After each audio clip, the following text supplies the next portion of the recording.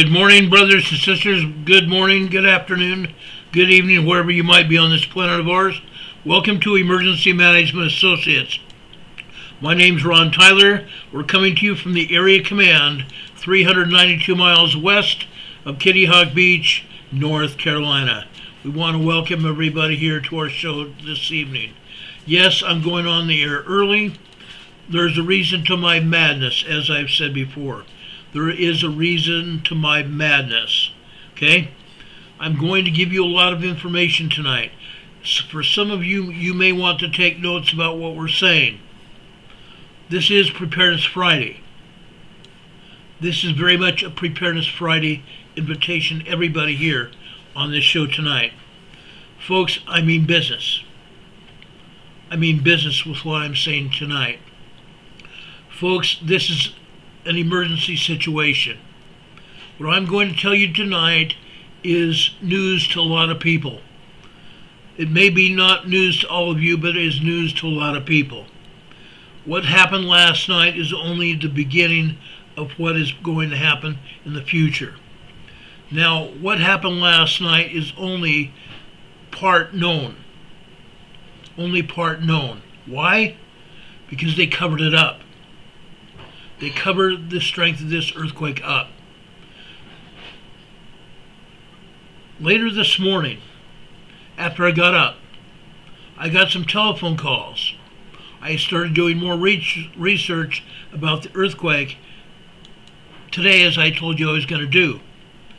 This came out as a 7.7 earthquake, as you can see at the bottom of this slide. Came out as a 7.7. Moments later, we had a 6.4 earthquake. But guess what? This earthquake was actually an 8.7. First off, this information first came to me via Volcano Discovery. And yes, Volcano Discovery isn't known for giving everyone the best information at times. But they were spot on today. I'm going to show you the reason why I know this to be true. Okay? It's true. It's true. I'm not going to try to protect anybody by saying this. Okay?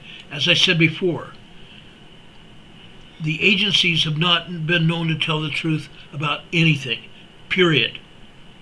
I don't believe the agencies even know what the truth is. That's my opinion.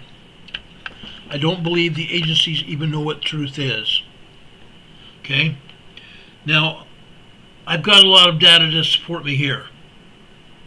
I have a ton of data to support everything I'm talking about. Now, I notice I don't have a lot of people here in the chat yet. I'm hoping there are a lot of people here watching this program in the blind. In other words, they're not here in the chat. Now, I want to show you this. This is what they call a helioplot. This is a helioplot. This helioplot comes from Antarctica.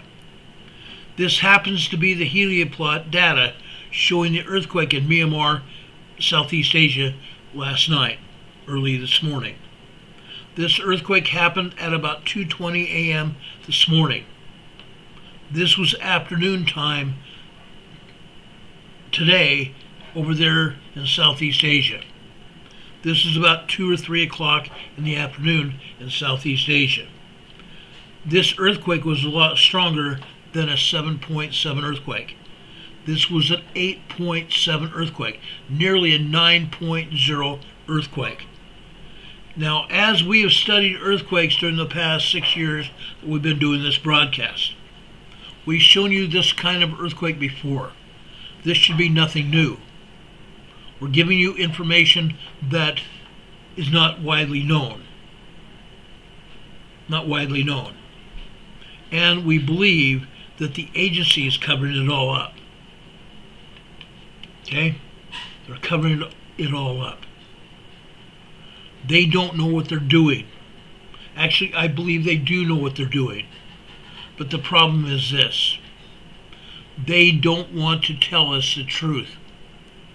They're covering up the truth. This earthquake was 100 times stronger than what they said it was. 100 times stronger than what they said it was. They came up with a 7.7 earthquake, and they didn't downgrade, did they? This was an 8.7 earthquake across the board. An 8.7 earthquake across the board here.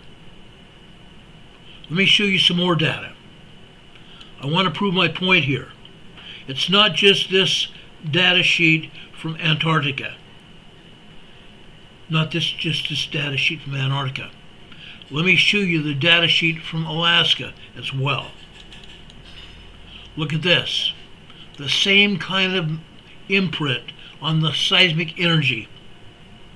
The same kind of imprint on the seismic energy. The stylus moved from top to bottom and side to side. This is typically what we see with an 8.7, 9.0 earthquake, and that's what we're seeing here. We're not trying to cover anything up, we're trying to show you exactly what's going on.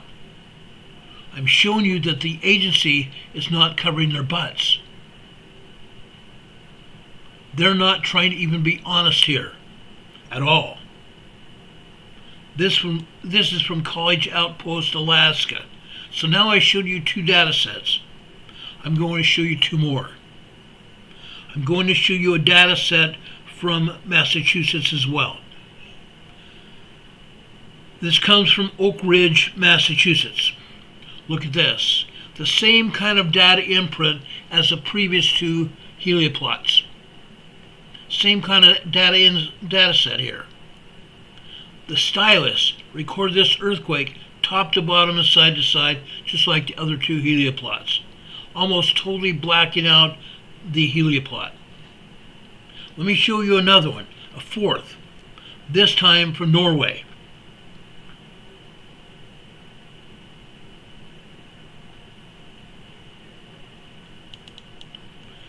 This is Spitsbergen, Norway, on the east coast of Norway. Look at this, the same kind of data set here. The stylus covering this earthquake, showing us this earthquake, is top to bottom, side to side, again. This was a major earthquake.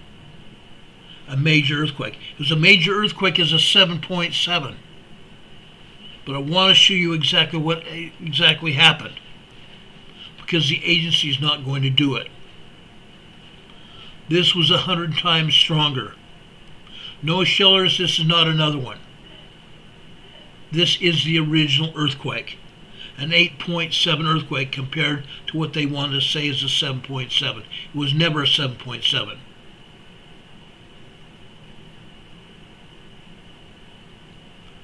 No, this is in a few days. This is not 3 in a few days. These are earthquakes that happened today, early this morning, 2:20 a.m. Eastern Time here in the United States. It was mid-afternoon over in Myanmar, Southeast Asia. Okay? I just got through showing you data sets from literally around the world showing the strength of this earthquake. That's what I'm showing you here. These are helioplots recorded from all parts around the world. South in Antarctica, Alaska, Massachusetts, and Norway. The same kind of data sets apply. Harbor Girl says she worries about Cascadia, so do I. I'm also worried about the New Madrid seismic zone. I don't believe Cascadia will happen within the next 5 years, but it's going to happen. I believe we might have 5 years left until we have the Cascadia earthquake. But the New Madrid quake is going to happen in the next 2 years. There's a lot of data I showed you earlier this week that proves that. Let's talk about this earthquake here today. An 8.7 earthquake. Now I'm going to show you some videos and then I'm going to show you some slides. Please watch what I'm trying to say to you. This is urgent information. This is very urgent information. Everybody needs to see this, because one day it's going to happen to you. No matter where you are in this world, one day this is going to happen here. And I promise you, it's going to happen. It will happen. Let me show you what happened in Myanmar this morning. This is coming from a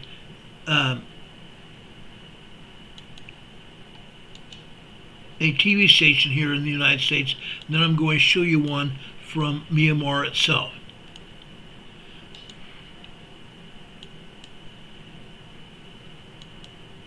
Now to developing news in Southeast Asia. More than 150 people are dead. Hundreds are injured after 2 earthquakes rocked the region this morning. The earthquake was centered just across the border in Myanmar, but shockwaves could be felt across Thailand and even into China. Tina Kraus has the latest on recovery efforts.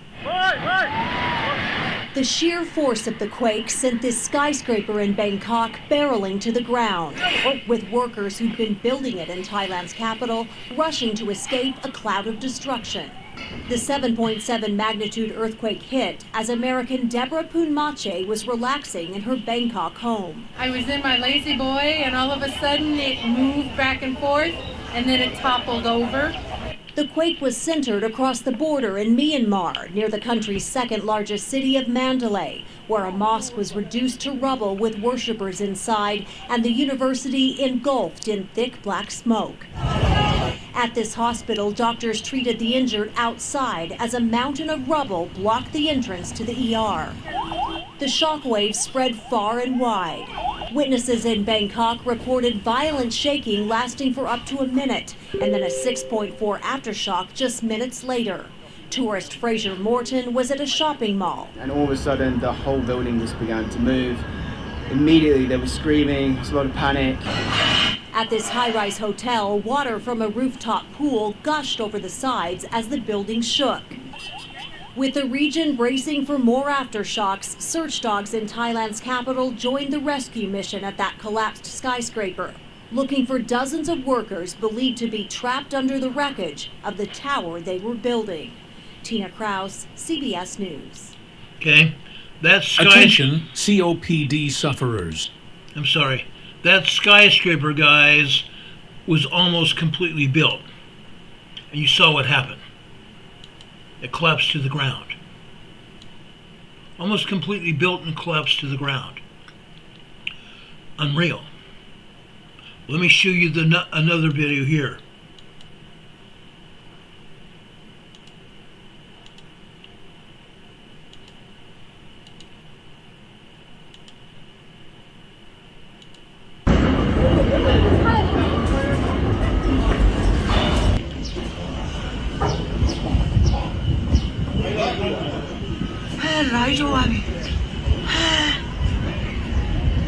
This is a bridge that was 91 years old and it collapsed from the shaking.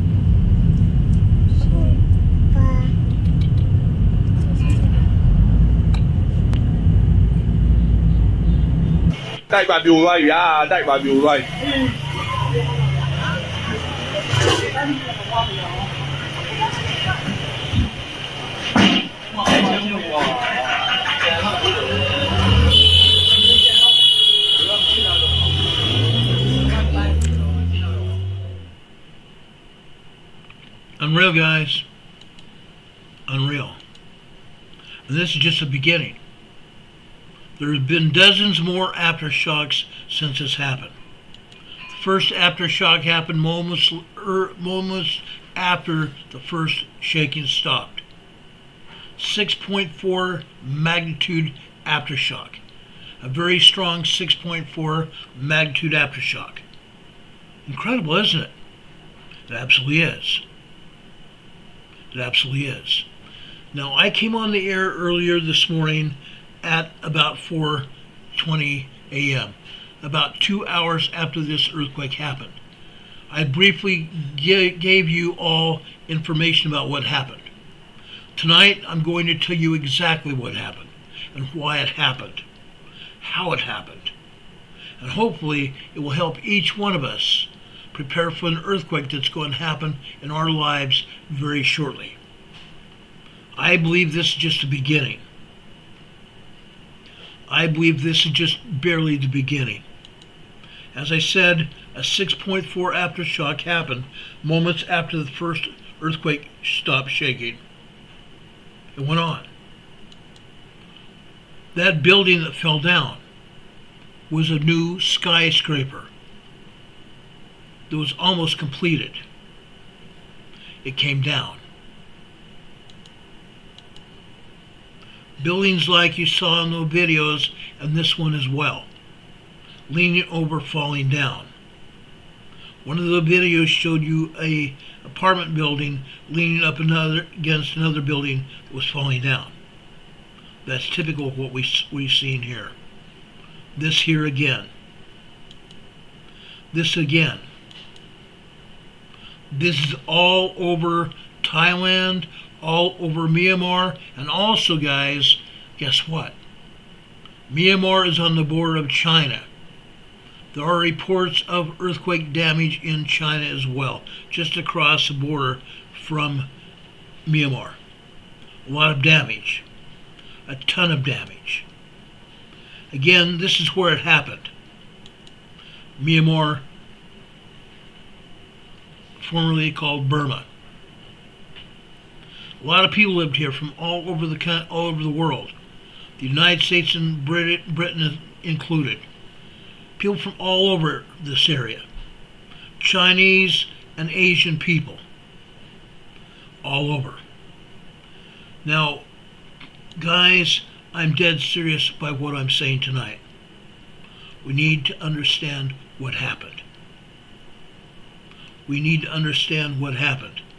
And then, once we know what happened, take action in our own lives to protect ourselves. Fire Sword says 7.7, not 8.7. Fire Sword, you don't know what you're talking about.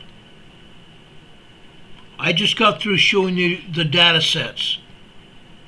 4 sets of data showing it was an 8.7 earthquake, not a 7.7. The agencies lied to us.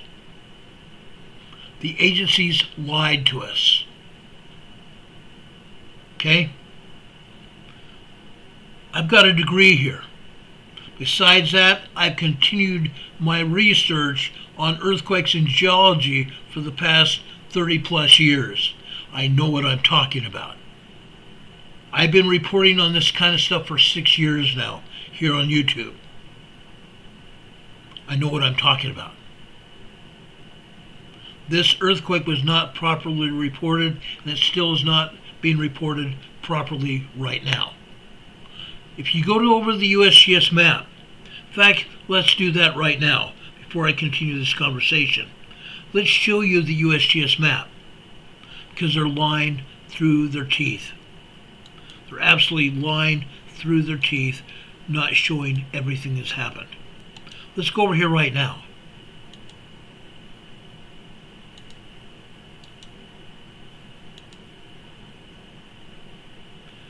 Let's go over here to Southeast Asia. Myanmar right here.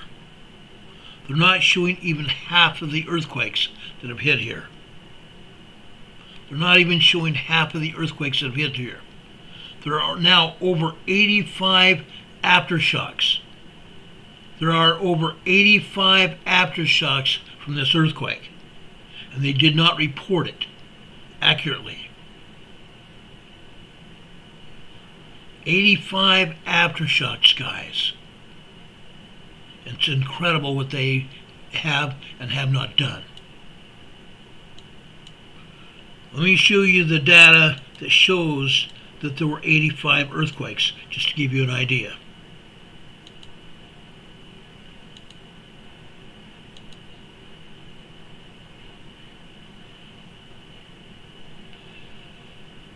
Okay, just a second here.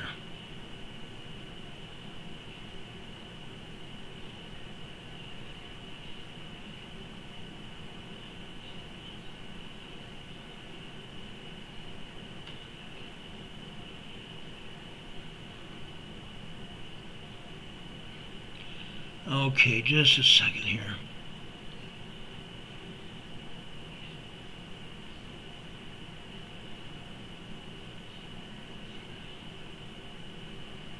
Right here. Let me enlarge it so you can see it. In the past 24 hours, and this was up until about 4 o'clock this afternoon Eastern Time, Myanmar has had at least 85 earthquake magnitudes up to 8.7. 8.7, not 7.7. Okay? 35 earthquakes between magnitudes 4 and 5. 1 quake between 6 and 7. 21 quakes between 3 and 4. 18 quakes between magnitudes 2 and 3. And 9 quakes below magnitude 2 that people don't normally feel.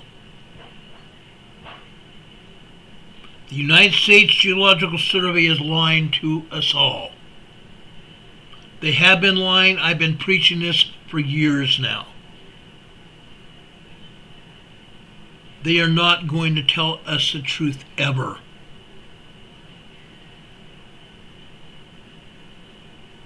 They have been not telling us the truth for a very, very, very long time. Let me give you some more stats on this earthquake, just to give you an idea.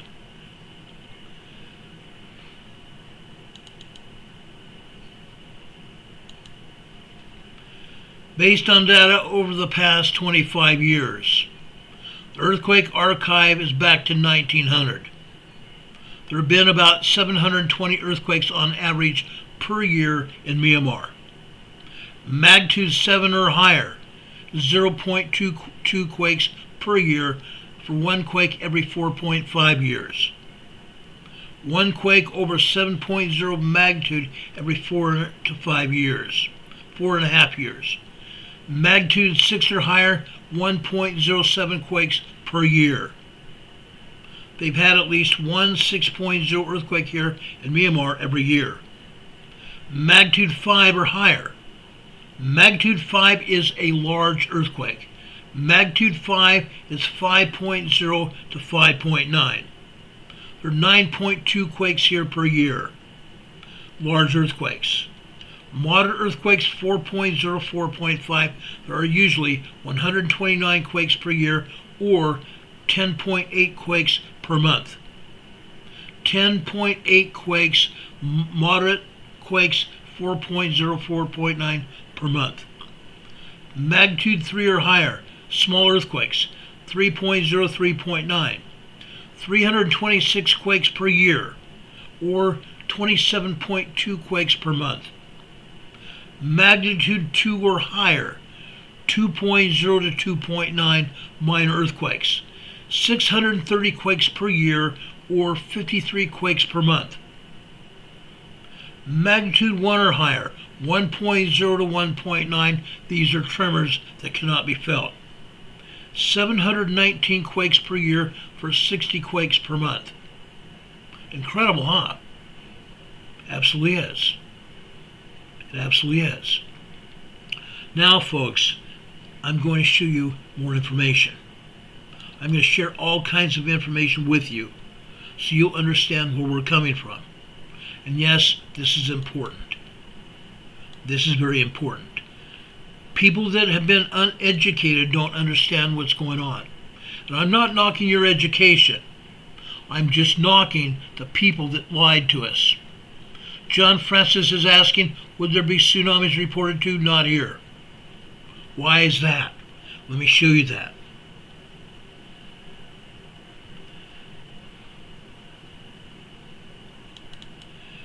Let me show you that again.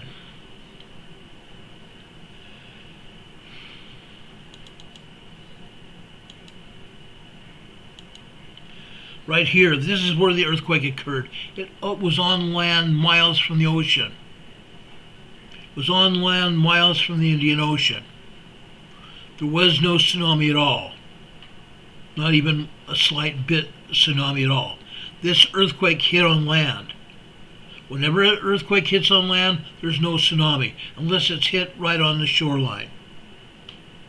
Okay? No tsunami at all. But folks, what I have to talk to you about right now is very important. Okay? Very, very important. I'm asking that everybody pay attention to this. This is vitally important for our safety. Today is Preparedness Friday. Fridays are particularly because we talk about earthquakes that are not just earthquake, but every kind of disaster or emergency that might happen to us. So we might be prepared on how to handle it. We had a major earthquake last night in Myanmar. Yes, there were Americans, there were Britons, there were people from all over the world that are there. Who knows? You could have been there as well.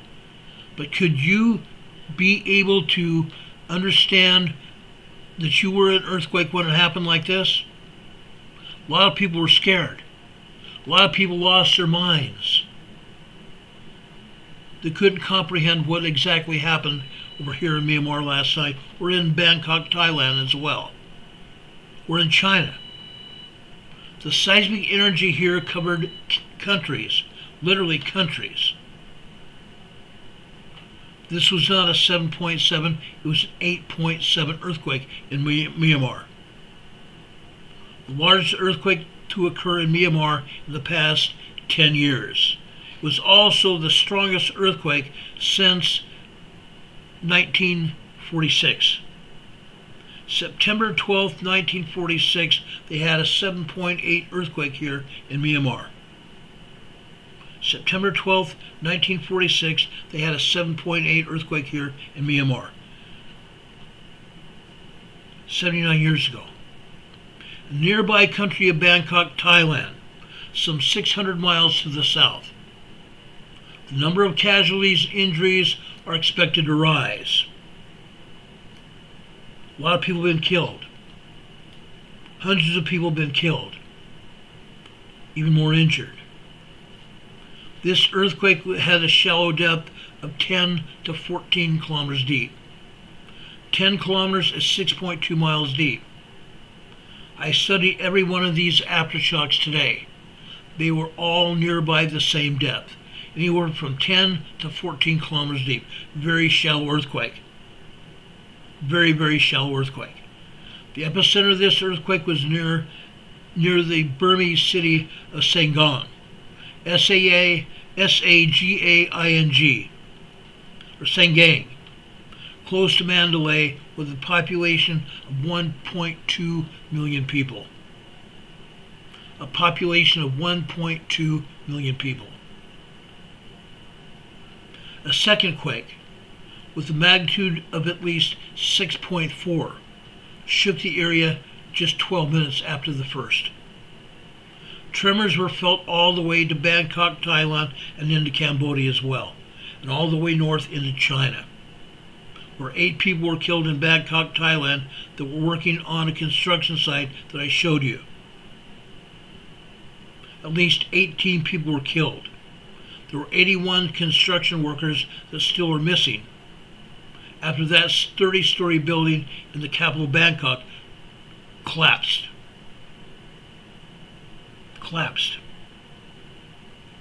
would have thought? Nobody even realized what was going on.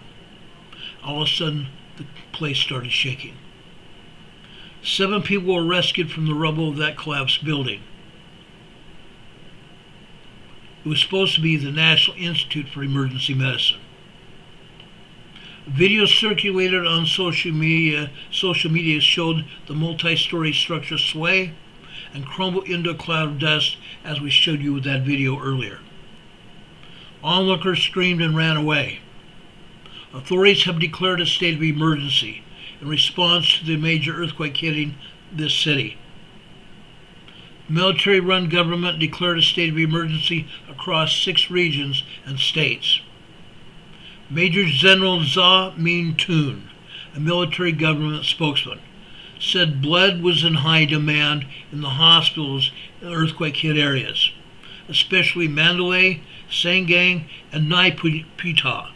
Naypyitaw, Naypyitaw. Naypyitaw is the capital of Myanmar. General Zaw Min Tun urged blood donors to contact hospitals as soon as possible. The Red Cross said initial reports from the ground suggested that the earthquake caused significant damage, adding that the damaged power lines were preventing their teams from reaching the affected Mandolay and Sengang regions. No one knew what was happening. There was no warning. No warning. Most residents and other people in the area said there was no warning. They do not have even a second warning. They don't have the sophisticated earthquake early warning system that may only give you seconds warning before it starts shaking. There was no warning at all. The official number of casualties have taken hours to trickle in, and yet the full extent of death and injuries to this destruction is still not yet known. According to the United States Geological Survey, there's going to be at least 200 deaths and a 30% chance of being 10,000 deaths from this earthquake. A 30% chance of having 10,000 people killed as a result of this earthquake. The full extent of death, injury, and destruction wrought by this earthquake remains unclear. The current number of people killed does not appear to include anything from the Mandolay region, one of the worst affected by the disaster. A 1,000-bed hospital in Myanmar's capital, Naypyidaw, was among the buildings that sustained major damage from the earthquake this morning. Information is tightly controlled in Myanmar, where the government has been embroiled in a civil war coup since a coup in 2021. The military controls Myanmar. Myanmar has also been in conflict with China as well. There's a war going on. The ruling military junta made a rare request for international humanitarian aid, leaving aid agencies scrambling to assess humanitarian needs and work out how to reach the country, which is isolated from outside the world. The government of Myanmar has asked for international support. President Trump and other world leaders, including British leaders, have already voiced support for their countries to assist Myanmar. I heard President Trump today said that the United States will absolutely support this country in humanitarian aid and help them recover from this earthquake. In Sengang region, a 92-year-old bridge, the 91-year-old old Sengang bridge collapsed as sections of the highway connecting Mandalay to Yangon were damaged. In the capital Naypyidaw, religious shrines were also damaged. I showed you parts of that video showing you where the religious shrines were damaged, with parts of the shrines toppling to the ground. The quake caused alarms to go off in buildings across Bangkok, Thailand, in a city where lives are lived in the sky, high in the upper parts of skyscrapers. Suddenly, there were incongruous sights. Pools overflowing, as we showed in that video. High-rise walkways between buildings connecting expensive apartments broken apart, and huddles of confused and scared people outside offices in their homes. Thousands of residents ran down the staircases of high-rise apartments and hotels onto the street. Videos on social media showed people gathering on the streets in the Thai capital and also over in Myanmar. The tremors were forceful enough to send water sloshing out of pools, just like we saw in the Philippines years ago when there was a 7.4 earthquake in Mindanao, Philippines. Some high-rise apartments were damaged and destroyed as that tremor struck. Paul Vincent, a tourist visiting from England, was at a street side bar when the quake struck in the mid-afternoon of Friday over in Myanmar. He said, quote, "When I saw the building, oh my God, that's when it hit me. There were people crying in the streets. and you know the panic was horrendous reality. The Prime Minister. Let me pull up the Prime Minister's photo here. Right there. The Prime Minister's name is hard to pronounce.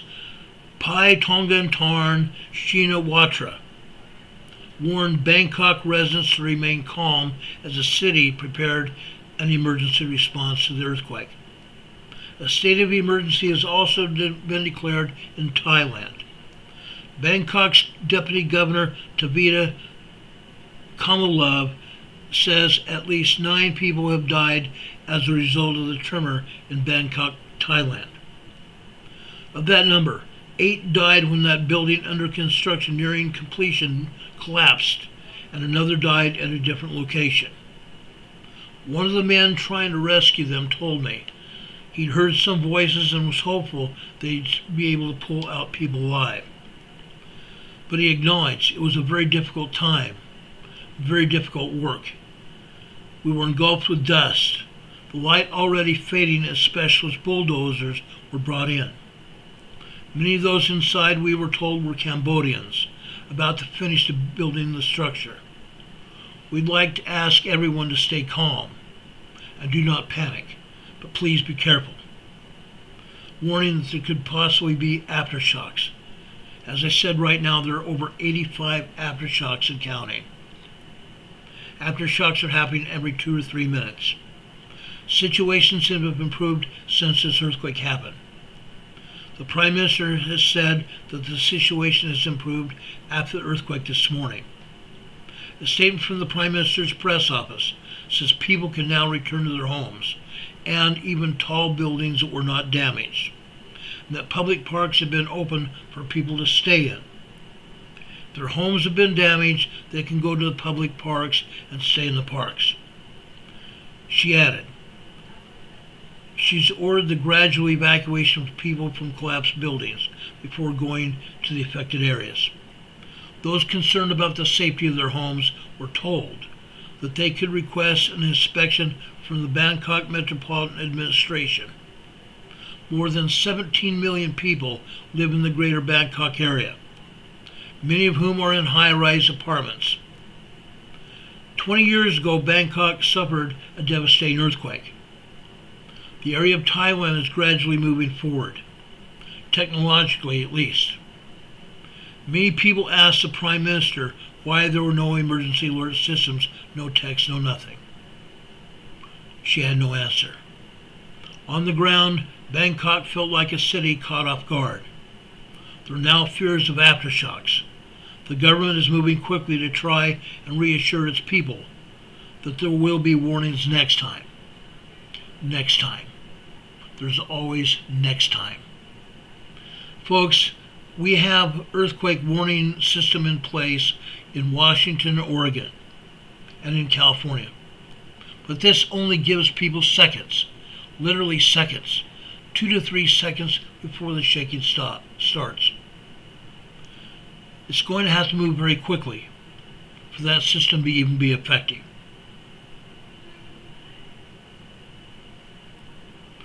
But Thailand, they're hoping to have early warning system in Thailand at some point in time.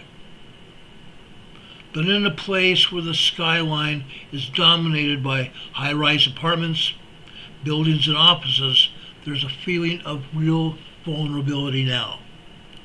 Questions remain about the integrity of their structures and what can be done to protect a population of more than 17 million people.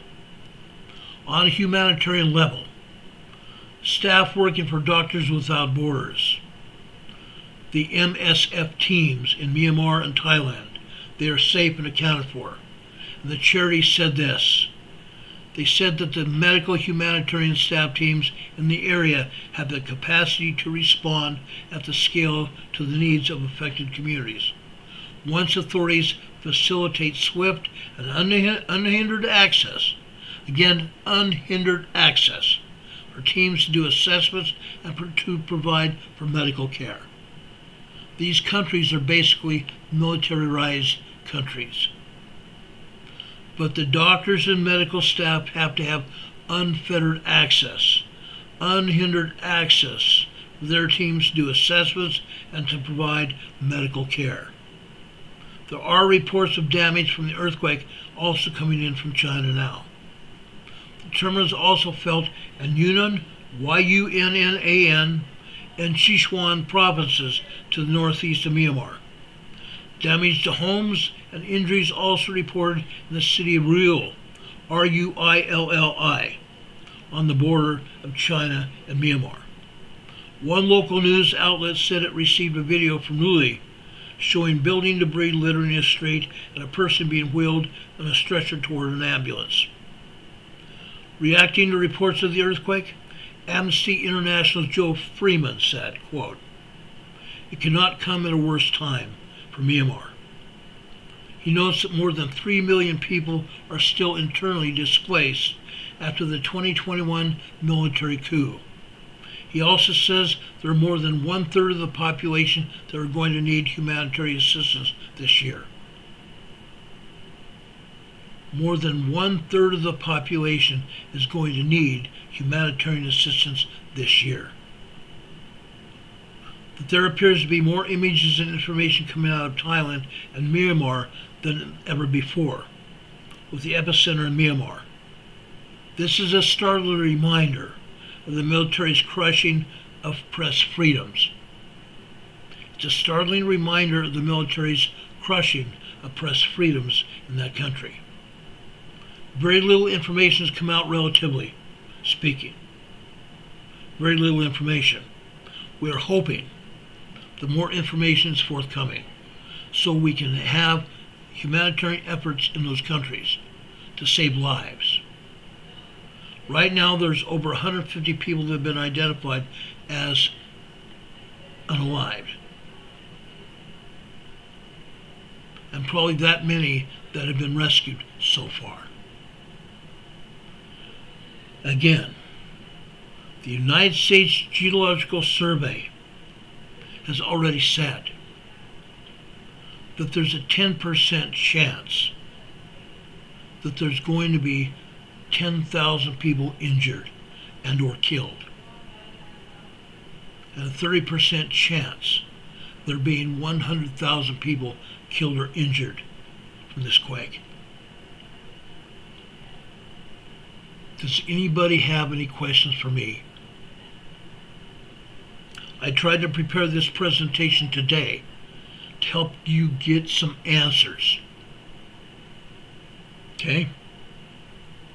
I've helped get all this information together for you so you could have some answers as to what happened.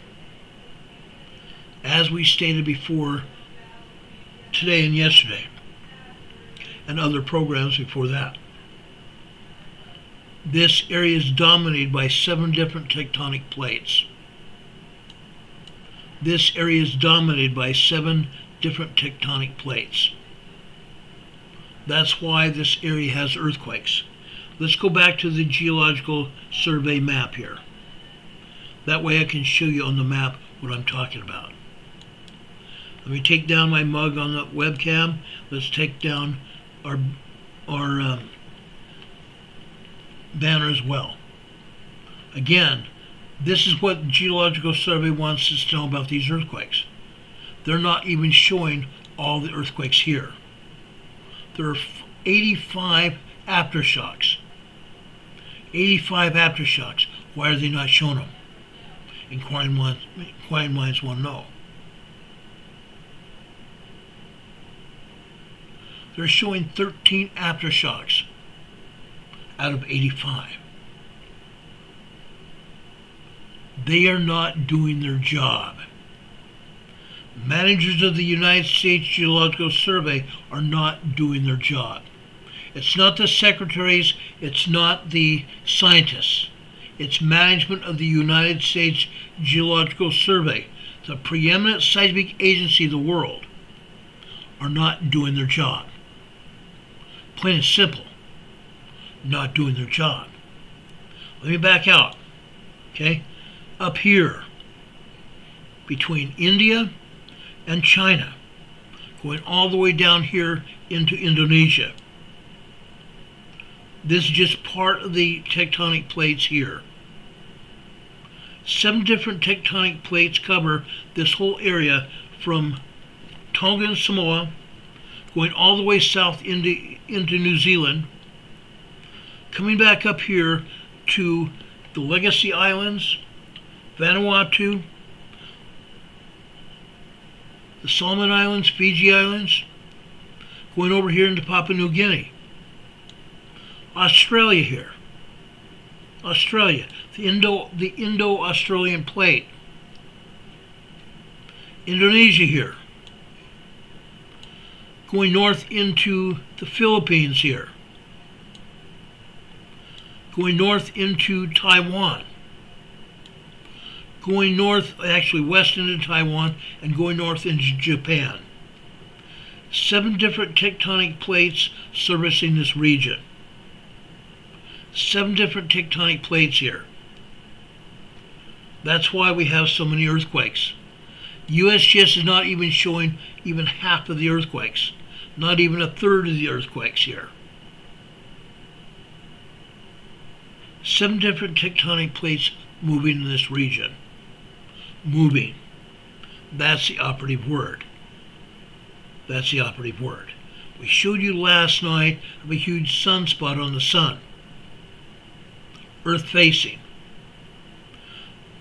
1/3 of the sun has a sunspot, firing off solar flares into space. In this case, directly at the Earth. When those solar flares fly off the sun, they contain plasma radiation going out into space. My left hand here is the Earth. The solar radiation coming off the sun goes like this. It hits Earth-facing side of the sun here, right here. Hits the Earth like this. The plasma radiation goes around the Earth and comes out the other side like this. Okay? Now, when that plasma radiation hits the Earth, it goes through the Earth's magnetosphere, doesn't it? Earth's magnetosphere is very, very frail right now, as we just came out of a solar minimum just about a year or so ago. Then the plasma radiation goes into our atmosphere. We have an upper atmosphere. It also helps try to shield us from outer space junk, including radiation. But in this case, a large majority of that plasma radiation reaches the surface of the Earth. It also goes down into the center of the Earth as well. But when the Earth has that plasma radiation, it heats the Earth up, doesn't it? It heats up the plates, it heats up the earthquake faults. Folks, the earthquake faults and plates are held together by friction. Dirt, gravel, rock, biological material. When the plasma radiation or electromagnetic radiation from planetary alignments hits the Earth, it heats up all that stuff there, holding the plates and the faults in place. When it heats that stuff up, all that junk becomes like grease or oil, thus allowing the plates to more freely move like this, and the faults to also more freely move. As a result, we have earthquakes. In this case, major earthquakes. That's what's happened here. We had a great big huge solar flare from the 1/3 of the sun facing us. Huge solar flare. And now we've had a major earthquake. A very major earthquake. That's what happens. This is what happens. Now, folks, I'm going to tell you this. Joseph Page is saying, I would argue that the USGS is a premier agency currently. You're right. It's a preeminent seismic agency currently. Yes, politics has inched its way in. What's happened? The politicians are telling the managers of the United States Geological Survey what to do. Don't talk about this. Don't talk about that. Why? Because, folks, if the public knows about it, the public is going to move away from what is going on. They're going to try to protect themselves and their families from earthquakes that are going to happen. So the politicians are saying, don't tell them about this. Don't tell them about that. Because what happens? If the public finds out about it, the public is going to move away. What happens then? If they don't have residents of areas paying taxes, what happens? Nobody's living there. The stores and shops in that area close. So our business taxes are gone, and our residence taxes are also gone. What happens? If there's nobody living there, nobody paying taxes, the cities and counties don't have any money to even fix the roads or keep the lights on. The cities and counties melt. If that happens, the politicians are out of work. That is why the politicians tell the U.S. Geological Survey, don't talk to the people. Don't tell them the truth. That's what's going on. That's what's going on. I've told this story many times, but folks, I need to talk about it almost every week because there are new people here. New people that watch this program all the time now. This is happening all the time. We are going to see more and more earthquakes, literally around the world. Literally around the world. Over here, in the Mariana Islands, we had a 4.3 moderate earthquake here. Notice that USGS is calling them light earthquakes.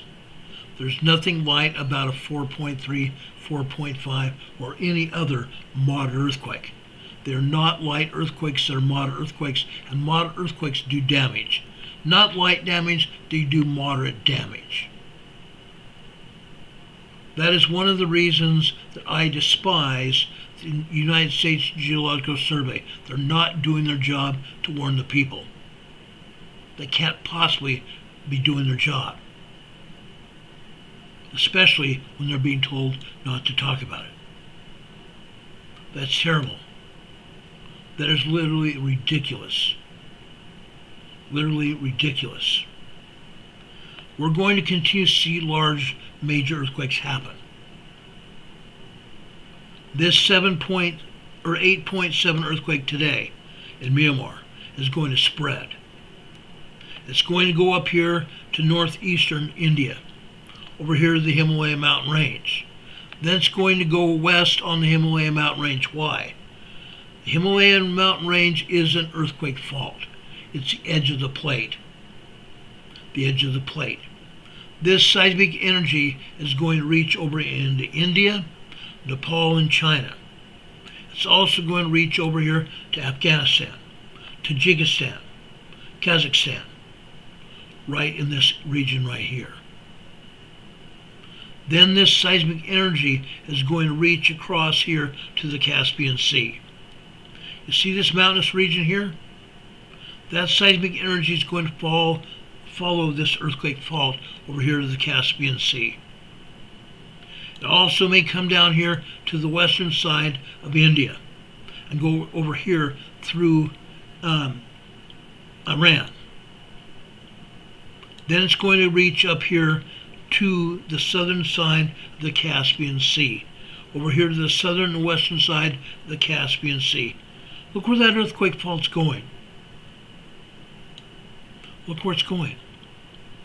Right up here into Syria-Turkey border region, to the Syria-Turkey border region.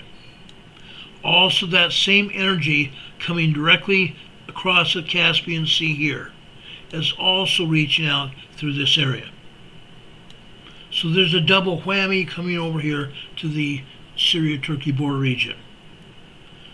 2 years ago, May 3rd, 2023, We had a 9.0, 10.0 earthquake that struck this area right here, the Turkey-Syria border region.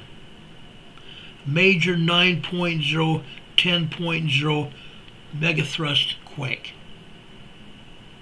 That megathrust quake killed over 5,000 people and injured over 5,000 more. We still have aftershocks here that are hitting. Every day we have aftershocks hitting here. But of course, the USGS is not talking about it. Heaven forbid the USGS talks about it. They don't want anybody to know about it. That seismic energy is reaching down south on the plate here. This earthquake fault, the Anatolian earthquake fault coming out of Turkey, Syria. It comes down here and runs south of Cyprus here. This island of Cyprus right here. Then that same earthquake fault keeps running through the Mediterranean Sea over here. It runs south of Greece here. Runs south of Greece here. Actually south of Turkey here. Then it comes over here to Crete, Greece, and over here in the Dokanese Islands here. And it runs over here to the southwest side of Greece. Meanwhile, what is going on here in the Aegean Sea here? We have volcanoes here going. Magma down beneath the surface here of the ocean. Magma down here beneath the surface of the ocean. We have some volcanoes going. Each one of these islands here and around the world were made by volcanic action. Here we still have volcanoes that are new, relatively new. As I've spoken here on this program before, all the volcanoes are being recharged. All the volcanoes around the world are being recharged. The same thing here in the Aegean Sea. We keep having earthquakes here. And again, the USGS is not talking about it. Heaven forbid they talk about it. Heaven forbid they talk about it. 4.5, 3.5, 2.5 earthquakes are happening here every day because there's magma down beneath the surface. Several weeks back, USGS was saying, oh, there's earthquake faults causing it. Then they ran satellites over this area with deep earth-penetrating radar. They found magma on the move. They found magma on the move, moving towards these volcanoes. Right now, what is happening? We're having earthquakes hitting here. Why? Because the magma is going through the crust, through the bedrock here beneath the Aegean Sea, trying to find a way to a volcano or to a surface where it can erupt. That's what's happening. Magma's still on the move and we're still having earthquakes here. Unless the magma suddenly stops. And yes, that's happened before. Magma could stop. In that case, the lava, the magma beneath the surface hardens into lava, hard lava rock. At some point in time, the magma punches through that bedrock and continues punching through until it punches a hole. And it continues on the course to try to find a volcano or an eruptive surface where it can go through the surface. That's what's going on. That's what's happening here in the Aegean Sea.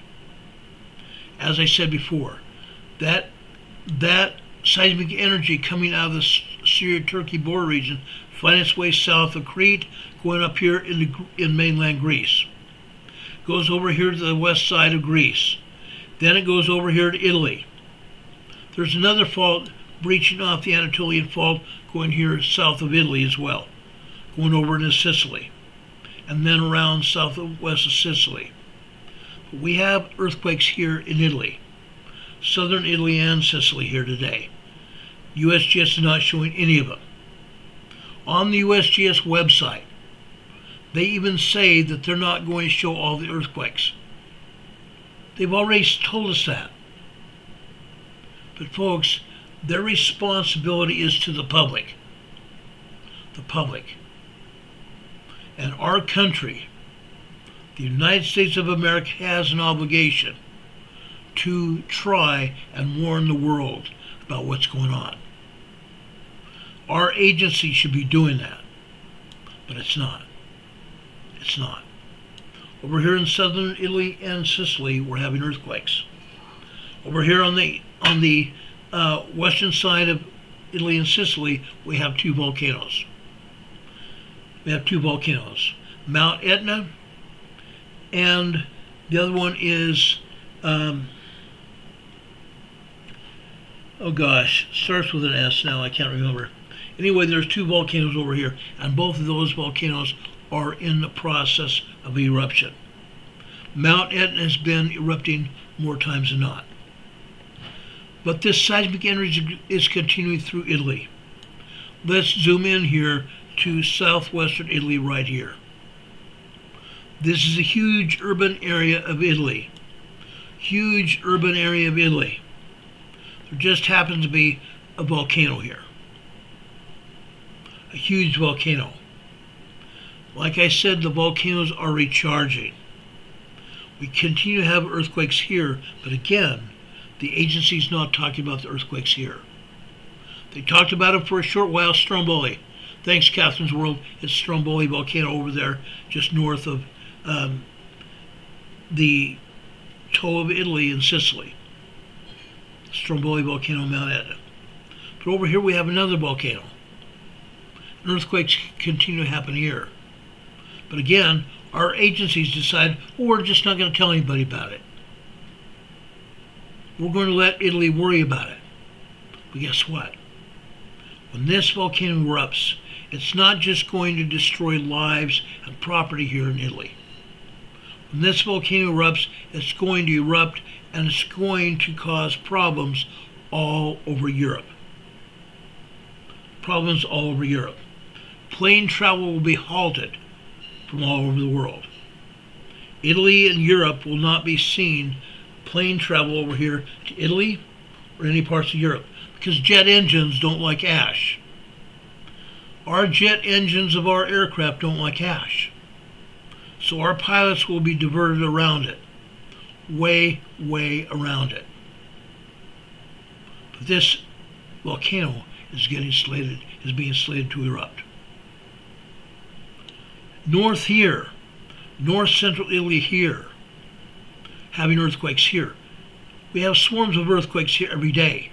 20 new earthquakes here every day, right in this area right here. USGS did not report them, are they? Most of these earthquakes are all tremors and minor earthquakes. 1.0 to 1.9 minor tremors, 2.0 to 2.9 minor earthquakes. Every day there are 20 earthquakes here every day. Swarms of earthquakes. When this happens, we have a large earthquake that's going to happen. That 5.0 earthquake happened here last year. And yet, this swarm of earthquakes continues. So we're going to have another large earthquake here very soon. Northern Italy here, just south of the Alps Mountains. We have tremors and minor earthquakes here. Going into the Alps Mountains, we have a bunch of tremors. On the north side of the Alps, Austria, Germany, and Switzerland, minor tremors and minor earthquakes here. And occasionally we have a 3.5, 3.9 like we've had this week. Going further north here into France, we've had numerous earthquakes all week long here in France. At one point, there were 15 earthquakes here in France. And again, the USBS is not talking about them. Don't want to talk about them, do they? Because they don't want to take any responsibility for what happens. Down here over towards the France-Spain border, right here, we usually have 1 or 2, sometimes upwards of 4 earthquakes here at the Spain-France border. The same thing here today. 2.1, 2.2, and 2.3 earthquakes at the Spain-France border here. Over here in Spain, earthquakes here in southern Spain. Earthquakes on the east side of the Strait of Gibraltar here. Why? Look at that earthquake fault going over here into the Strait of Gibraltar, out of Monaco, out of northern Africa. That's why we have earthquakes here. Last year we also had a 5.0 large earthquake here just east of the Strait of Gibraltar. Today we have several earthquakes here. Over here we have the Strait of Gibraltar here. Over here on the other western side of the Strait of Gibraltar, we have the Azores Islands. There are earthquakes here as well. West of the Spain and south of Portugal, Azores Islands, earthquakes here. These earthquakes in the Azores stretch over to just east of the Mid-Atlantic Fault. Just east of the Mid-Atlantic Fault, out here. Yes, we have Azores Islands stretching over here to the Mid-Atlantic. Right over here. Islands all over here. Like I said, these islands are volcanic. At one point last year, this island right here, this long island right here, had so many earthquakes hitting it, the scientists felt that the volcano was going to erupt, so they evacuated the island. They evacuated this entire island. Then the earthquake stopped. But earthquakes keep happening all over this area here, just on the east side of the Strait of Gibraltar. Guess what happened yesterday? Right here. This is a central Mid-Atlantic Fault area. This is a 6.6 moderate earthquake. Actually not moderate. This is a 6.6 very strong earthquake here. The Mid-Atlantic Fault is expanding, guys. The Mid-Atlantic Fault is expanding. It's going like this. It's moving from the central Mid-Atlantic, that's going eastbound and westbound. The eastbound is forcing Europe and Africa in an easterly direction. It's forcing the area of Greenland, Canada, and the United States and northern Mexico in a southwesterly direction. As a result, we're getting earthquakes over here in South America. We're getting earthquakes over here in North America, Canada, and the United States, and also Greenland. But heaven forbid the agency shows those earthquakes. Yes, there's earthquakes over here in Iceland as well. Earlier this week, they showed the earthquakes here in Iceland. There were 10 earthquakes here in Iceland. Now they're not showing any. For those of you that are interested in Iceland, yes, we've covered Iceland volcanic eruptions. We've covered the eruptions here in Iceland, right down here. We have volcanism going on down here in the southern peninsula of Iceland here. The Reykjanes Peninsula here. The Reykjanes Peninsula. Okay? We have earthquakes here because we have magma on the roll, magma on the move. Down here to the south here, on the southeastern side of the country, we have a town called Grindavik. When the volcanic stuff was first happening, it originated from far down here in the southern part of the Reykjanes Peninsula, right here. Since then, during the past 4 years, that magma action has been moving through the crust of the earth through the Reykjanes Peninsula. Every once in a while, it would cause fissure eruptions, large, long fissure eruptions. It's been going on for years now, a lot of years. This Reykjanes Peninsula is there for a reason. Volcanism. This whole island of Iceland originated because of volcanic action. There's a lot of volcanoes all over Iceland. And it continues. Now, just earlier this past year and last year, this action's continued. It's ongoing. It's ongoing, guys. It's not going to stop. It's not going to stop. What's going to happen? At some point in time,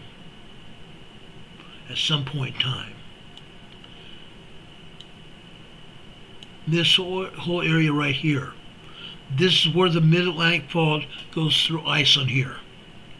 It's also where the magma's been being pushed through the bedrock here, where we've had fissure eruptions here in the Reykjanes Peninsula. It's continuing. It's not going to stop. It's definitely not going to stop. Folks, when it happens, we're going to continue having volcanism going on. Fissure eruptions.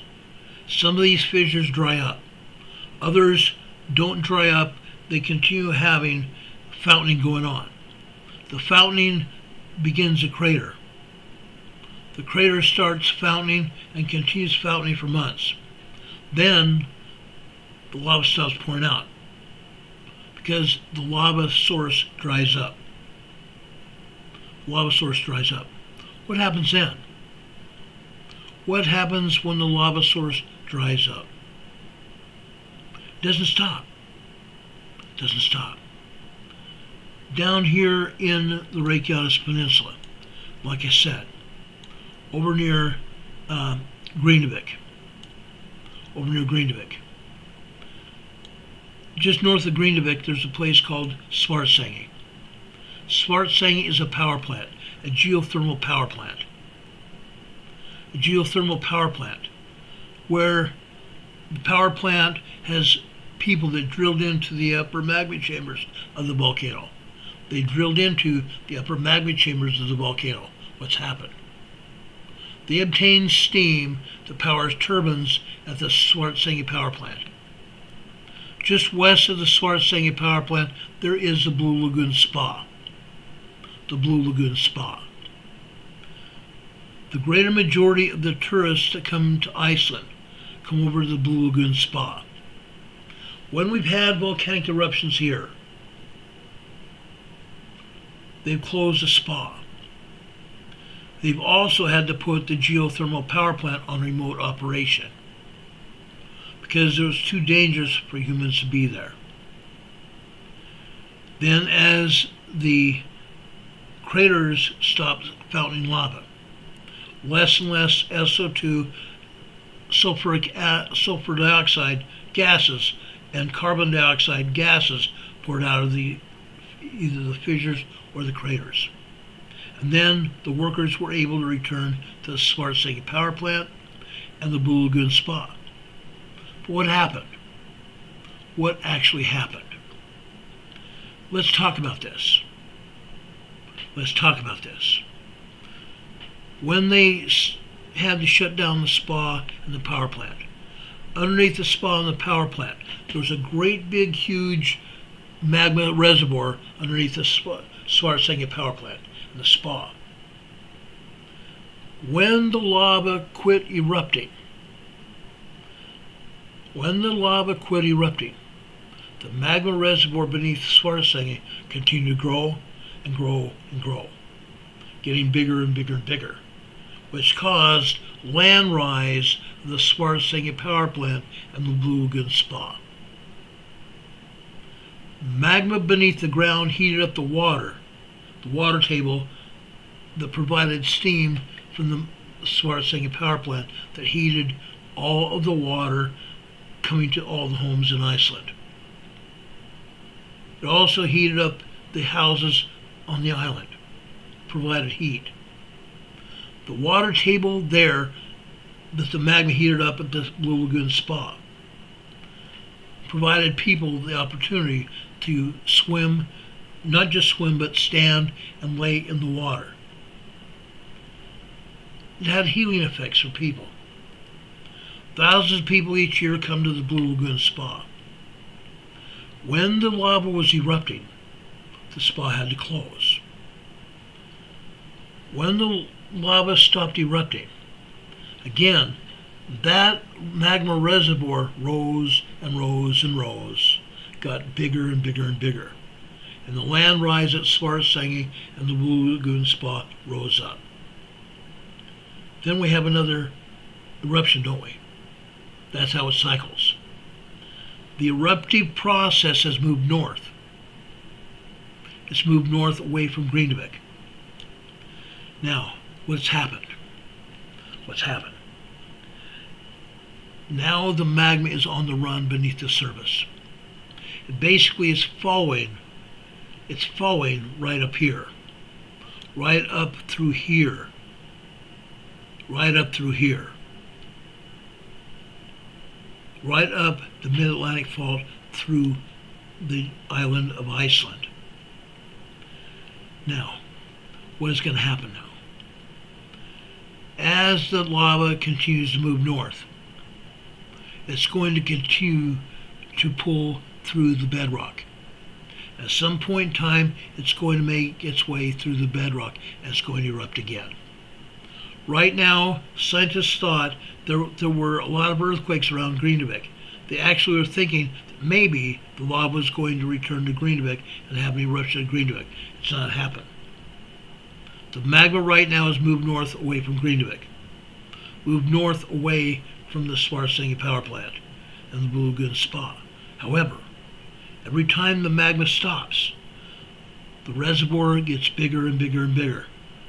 With that said, is there going to be a volcanic eruption at Svartsengi? It's possible. It's possible. If that's the case, that whole power plant and the Blue Lagoon Spa will be destroyed. Right now, the magma is on the move north of there. And there's going to be an eruption at some point in time. It's a matter of time. We talked about this earlier this week. Okay, that's Iceland. That's Iceland. Again, the Mid-Atlantic Fault is pushing Greenland, Canada, and the United States and northern Mexico in a south-southwesterly direction. I showed you earlier this week that we have earthquakes on the east coast of the United States. These are small to moderate earthquakes on the east coast. The longer it takes for the Mid-Atlantic Fault to continue this way, we're going to continue having earthquakes and stronger earthquakes here, which is going to put pressure on the pneumatic fault zone. It's putting pressure on the pneumatic fault zone. As I said earlier this week, I believe it was Wednesday when we talked about it, I don't think we have much more than 2 years before we see a major earthquake again here on the pneumatic seismic zone. The pneumatic fault runs over here from the south end, well actually the north end of the Gulf of America. It runs straight north up here to the Great Lakes, Illinois, Indiana, and Ohio. I showed you this week where we have earthquakes here.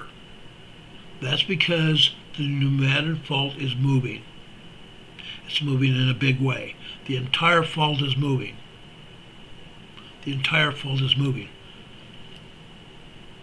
As the Mid-Atlantic Fault puts pressure on the East Coast, it's squeezing the east side of the pneumatic, causing earthquakes. We also have seismic energy coming from the West Coast, also putting pressure on the west side of the pneumatic fault. That's why we're seeing earthquakes there. Okay? That's what's going on. We have earthquakes here in Texas. We have earthquakes in Oklahoma. Those are fracking earthquakes, oil and gas fracking earthquakes. We have earthquakes coming out of Canada, the Rocky Mountains in Canada. We have earthquakes coming out of Washington State, down the Cascadia Megathrust Earthquake Fault. The fault runs from just south of the Queen Charlotte Island here to the north, all the way down the coast of British Columbia, Canada, the west coast of the United States, all the way south here to Northern California. all the way south to Northern California. Up here, okay, Amanda Park, Washington.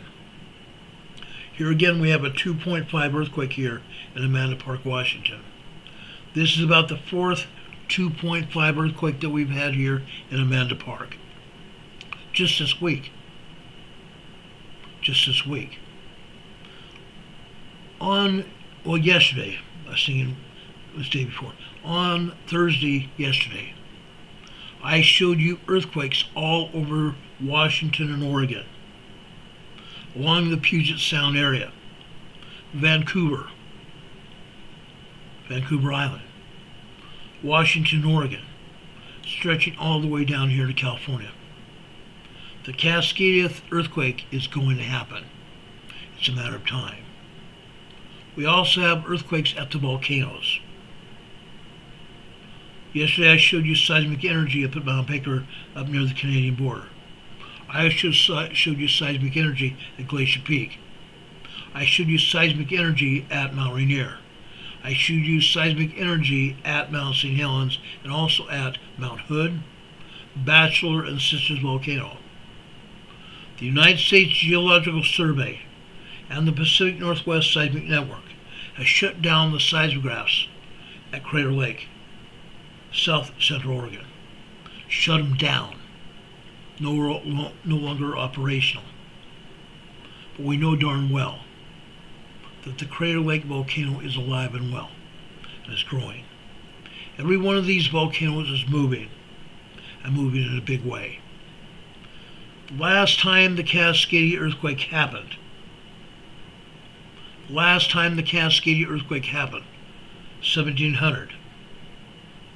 January 1700. It happened. It happened in a big way. Now, 235 years later, the Cascadia earthquake is 34 years past due. I believe that we're going to have a Cascadia earthquake sometime in the next 5 years. I've shown you all kinds of seismic evidence that the seismic energy is increasing, and the number of earthquakes is also increasing. 5 years from now, I expect to see a Cascadia earthquake. The Cascadia earthquake is going to happen off the north coast of Washington State, right here, just off the coast of Vancouver Island, Seattle, Washington. This is the Cascadia subduction zone right here. Over here to the west, we also have a zigzag fault here. It's called the Juan de Fuca Fault. Right between the Juan de Fuca Fault and the shoreline, we're going to have a 9.0 to 10.0 earthquake here. That seismic energy is going to go south and north. The seismic energy is going to go north along this same fault line I just got through talking about, all the way up here to Queen Charlotte Island. From there, it's going to go into Alaska along the fault line here. It's going to happen. Alaska is also going to feel the Cascadia earthquake. The Cascadia earthquake is also going to be radiated down the Cascadia subduction zone and the Juan de Fuca Fault, all the way down here to the south, Northern California. Down here is where the Cascadia subduction zone meets with the San Andres Fault and the Gorda Escarpment, right here. It's called the Triple Junction, right there. Back 3 years ago, there was a meeting of seismologists from all over the western United States.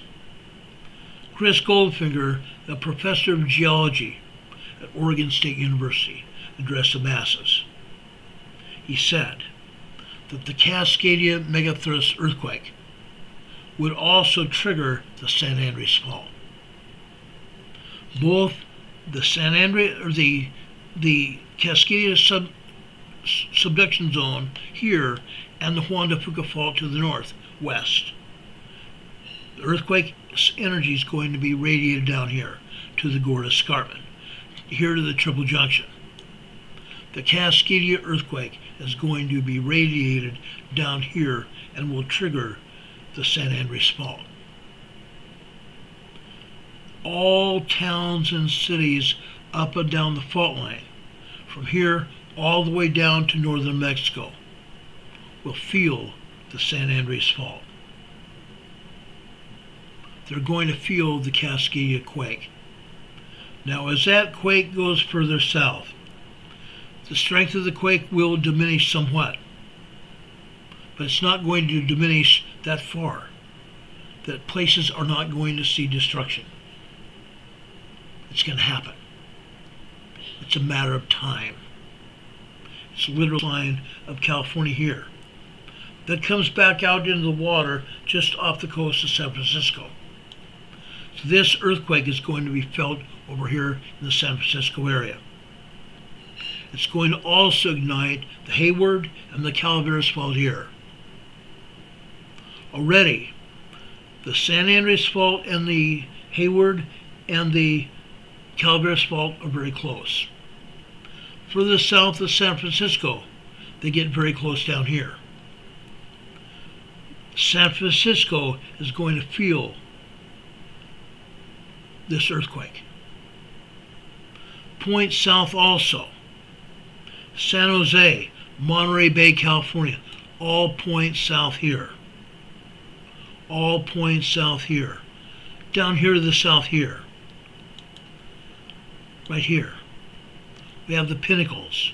The Pinnacles here is a town, and it's along the San Andreas Fault, and we have oil and gas pumping operations here in the Pinnacles. South of here, right in here, we have a town called Parkfield. Parkfield, California is the earthquake capital of California and earthquake capital of the United States. Unreal. More earthquakes happen here than any other place. There's a reason. There's a reason. The San Andreas Fault then goes southbound here, all the way down here to the Garlock. Scientists didn't even know about the Garlock until the Ridge Crest quake happened back in July 2019. But the San Andreas Fault is going to probably light off the Garlock Fault as well, which is also going to go north here, up into Ridge Crest, California, and parts north and east here. It's going to happen. It's going to happen. The San Andreas Fault is also going to continue southbound. Santa Barbara, Ojai, California, and Los Angeles are its next victim. The San Andreas Fault goes on the east side of LA here, but the earthquake energy here is going to continue. It's going to light off all the other faults here in the Los Angeles Basin. Look out. This San Andreas Fault is going to explode here. There's already energy locked up here on the San Andreas Fault just east of Los Angeles here. It's going to pop. It's going to pop in a huge way. LA and Riverside is going to be destroyed. The energy is going to continue southbound here. Going down here to the south, the San Andreas Fault goes in here to the county of Imperial. Imperial County is just east of San Diego. There are many, many faults here. Many, many faults. One fault comes out of Newport Inglewood in LA. It runs along the coast all the way down into San Diego County. It's called the Rose Canyon Fault. What happens then? San Diego is also due a 7.0, 7.5 earthquake down here. Down here on the San Andreas, this whole area is going to be lit on fire. Energy is already locked up here. This energy is going to explode here. The San Andreas Fault comes down here on the east side of the Salton Sea. Comes down here and goes underneath the Salton Sea and comes out here on the south side of the Salton Sea. The Imperial Valley is also going to light up and it's going to be destroyed, as is parts of northern Mexico as well. Now this energy is not just going to be radiated down the west coast of North America. the entire plate, the entire North American plate, Canada and the United States are going to feel the impact of the Cascadia quake, including the impact of the New Madrid seismic zone. It's a matter of time. By the time the Cascadia subduction zone or the Cascadia earthquake energy reaches the East Coast, it might dissipate to a 6.0, 5.0 earthquake. The entire continent, west to east, is going to feel the impact of the Cascadia earthquake. It's a matter of time. Are you ready for it? It's not just going to be North America. This energy is going to be radiated around the world. Around the world. The world's going to feel it. The world's going to feel it.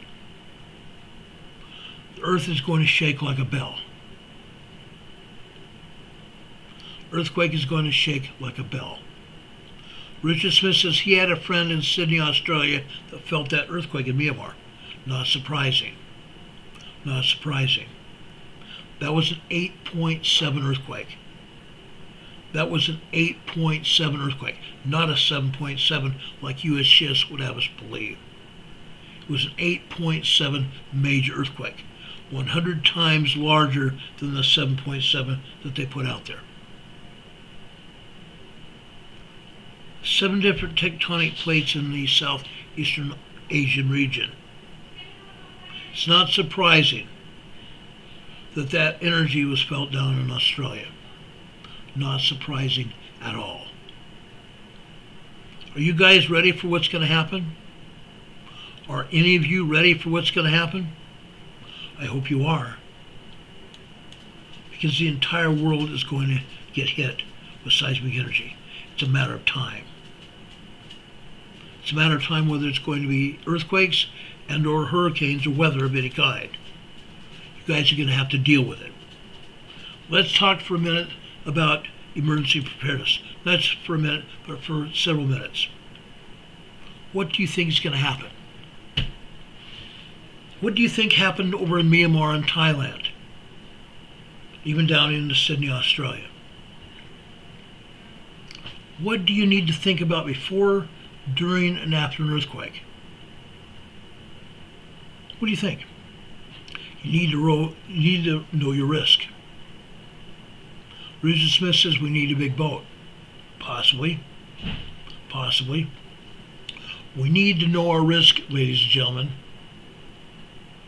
What is an earthquake? An earthquake is a sudden, rapid shaking of the earth. The sudden, rapid shaking of the earth. In the region of Cascadia, the whole earth is going to ring as a bell. The whole earth is going to feel that earthquake. Earthquakes is sudden, rapid shaking of the earth caused by the breaking and shifting of subterranean rock as it releases strain that is accumulated over a long period of time. That initial mild shaking may strengthen and become extremely violent within seconds, just like what happened in Myanmar last night. Additional earthquakes called aftershocks may also follow the initial earthquake. Most of those aftershocks are smaller, but the initial earthquake may be larger. Or we may have a larger earthquake after the initial shaker, which means that the initial shaker could be a foreshock. Could be a foreshock. With a larger magnitude earthquake happening, that initial shaker could be a foreshock. That's what I was scared of last night. There were indications that that could have been a foreshock. Earthquakes may cause household items to become dangerous projectiles. They can cause buildings to move off of foundations, just like we saw 4 years ago here in Sparta, North Carolina. Buildings and homes moved off their foundations. It can cause buildings and homes to collapse, like we saw in Myanmar, and like we've seen around the world. The earthquakes can damage utilities. electricity and water, roads and structures such as bridges, just like we saw in Myanmar. Just like we saw at Myanmar. We're going to continue to see it. What do you need to do? What do you think is going to happen?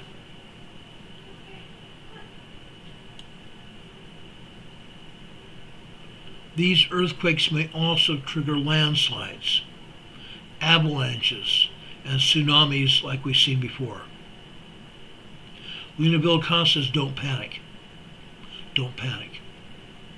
Almost every one of those people last night in Myanmar and Thailand and other places, probably in China as well, panicked. Because nobody's telling them what's going to happen. Nobody's discussing the possibility of earthquakes. These earthquakes can cause structures such as bridges and dams to go down, causing rapid expansion of water through the rivers and creeks, causing flooding, killing people. These quakes can also cause fires and explosions. We've seen this happen before. As I've told you before, we saw what happened in Los Angeles in 2014. A 4.5 moderate earthquake, and yet USGS is calling them light earthquakes. A 4.5 moderate earthquakes popped water mains and gas mains all over Los Angeles. Popped windows all over Los Angeles County and Orange County to break.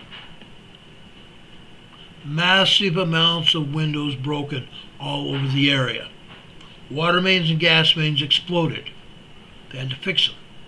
Caused landslides in Los Angeles. I was there after the fact. I was in American Fork, Utah at the time. I got a call from the city of Los Angeles because I'd done disaster drills there. I got a call from the city of LA to go to Los Angeles to assist them in earthquake recovery. They didn't like a lot of things that I talked about. But guess what? They end up having to do most of the things I told them to do because they had to do it. I still have people that were pissed at me because I did not tell or force Los Angeles officials to move a great big huge oil refinery off the 5 freeway. There's a great big oil refinery off the 5 freeway. And on the west side of the oil refinery, guess what? There's homes. The homes were allowed to be built after the oil refinery was already there. Residents are very worried that if there's an explosion from an earthquake, that their homes and livelihoods will be destroyed. And they're right. Probably will happen. But the residents were pissed at me for not forcing the city fathers to remove that oil refinery there. The bad thing is, the land developers built those homes. And then they sold those homes for a pretty penny. And people moved in there, not realizing that oil refinery could spell trouble. And yet, they've seen earthquakes there, all over Los Angeles.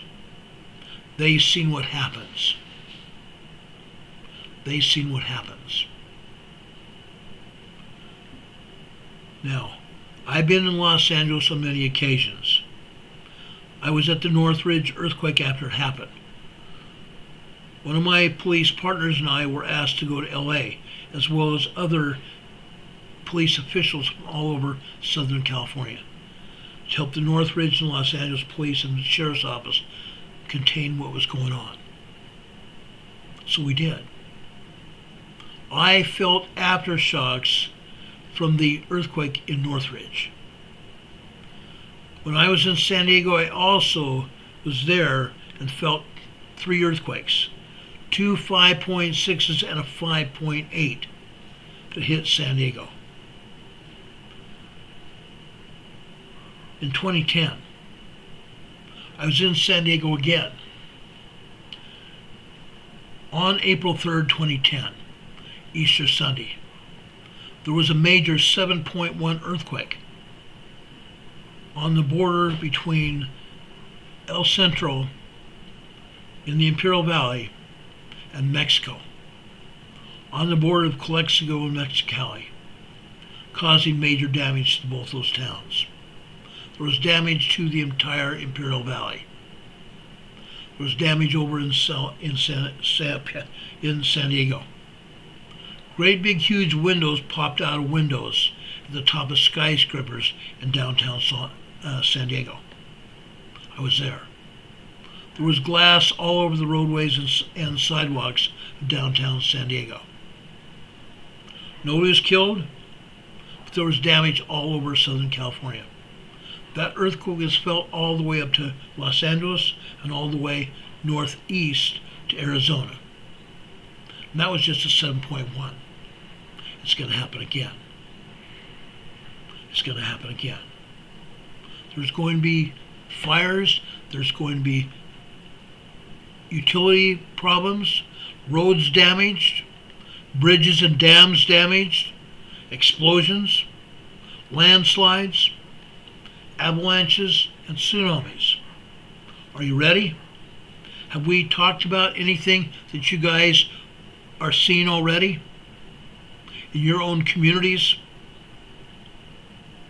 Where are all these earthquakes going to happen? Literally all around the world. All around this world. All 50 states of the United States and all around the world. 5 U.S. territories. Some towns, cities, and countries are at risk for earthquakes. The risk for earthquakes. The risk is higher in identified seismic zones, including the San Andreas Fault in California, the Cascade Subduction Zone all across north to south along the west coast of North America, and west-east across the North American plate. The Cascadia Subduction Zone, western Washington, Oregon, southwestern British Columbia, Alaska, the Pneumatic Fault Zone, the Pneumatic Seismic Zone, spanning areas between Louisiana, Mississippi, north to where? Illinois, Indiana, and Ohio. Spanning other states, Missouri, Arkansas, Tennessee, Kentucky, all over. When that earthquake goes, guess what? The entire east part of the United States are going to feel it. From Texas east, and possibly the entire continent. Possibly the entire continent. Coastal South Carolina and England, New England. When is it going to happen? Earthquakes, just like we saw last night, can happen at any time, day or night, any month of the year. They can occur without warning at any second. They usually last more than 1 minute, less than 1 minute. Last night, the earth shook. The earth shook for 12 hours, and the earth is still shaking. I showed you the helioplots early in this program. The earth is still shaking. Aftershocks follow the initial earthquake. These aftershocks can occur for hours, days, months, and even years, as we see over in the Syria-Turkey border area, as we see in other areas of the world. Earthquakes cannot be predicted, although scientists are working on it. Earthquakes can be forecasted if, and this is a big if people like myself are studying where the earthquakes are happening, and we can see where they're going. It takes expertise. It takes study and time. But earthquakes can be forecasted, not predicted, but forecasted. Last night's earthquake, we had no idea it was going to happen. We had not seen any major seismic areas that was going to happen. But there was a lot of energy locked up there. There was a lot of energy locked up. And that energy popped last night. Before an earthquake occurs, what do you need to do? First, secure items that could fall or move, that could cause injury or damage. Bookshelves, mirrors, light fixtures, televisions, computers, hot water heaters. Secure them to the walls. Secure them to the studs of the walls in your home. Move beds away from windows. Move beds away from windows where entirely possible. Secure any hanging items over the beds, couches, cribs, or other places that people sit or lie on. Now, something else you need to do, and you need to seriously do this. Practice. Drop, cover, and hold on. Drop, cover, and hold on. What am I talking about? When an earthquake happens, you need to get under a sturdy desk or table. Get under the sturdy desk or table. Duck. Duck under the sturdy desk or table. Cover. Make sure your entire body is underneath the desk or table. Your entire body needs to be below the desk or table, completely covered. That way, if anything falls, it's not going to fall directly on you. The table or the desk will break the whatever it is to fall to help protect you. Duck, cover, and hold on. Duck, cover, and hold on. Hold on to the legs or whatever the desk or table. That way, the desk or table does not move out away from you, but helps protect you. Cover your head and neck with your arms. If a safe place is nearby you can get to without exposing yourself to flying debris, crawl to it. Crawl to it, duck, cover, and hold on. Maintain cover until after the shaking stops. To react quickly, you must practice as often. Practice makes perfect with everything you do. Practice this duck, cover, and hold on with yourself and each member of your family and those you care about. You may only have seconds to react to protect yourself during an earthquake. The next thing, you need to store critical supplies: water, medication, and documents. Water, medication, and documents. We've talked about emergency preparedness kits before.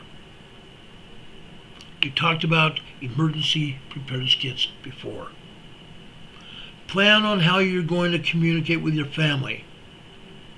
Plan on how you're going to communicate with your family and your loved ones, those people you care about. The other day on Monday, last Friday, we talked about emergency preparedness kits, things you're going to need in your kit. On Monday night, after we talked about other things, we finished talking about our preparedness kits. Plan on how you're going to communicate with your family, radios and such, including multiple methods of making sure you have an emergency family communications plan. Make sure you have an emergency family communications plan. I've talked many times on this same program on how to write an emergency plan. I'm going to say it again. You need to write yourself an emergency plan. I know there are not many people that have them.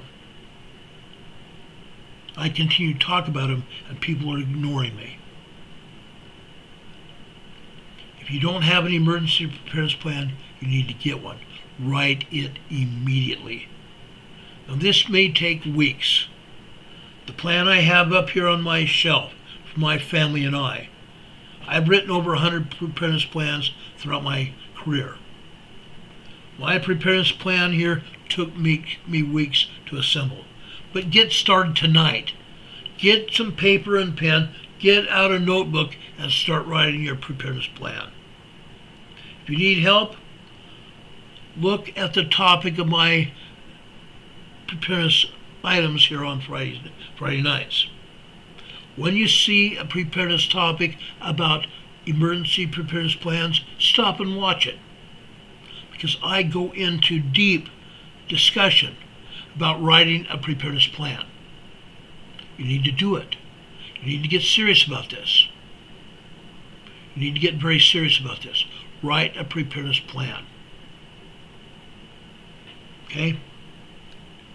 Make sure each member of your family, if you have a business, make sure each manager and every one of your employees knows about your preparedness plan.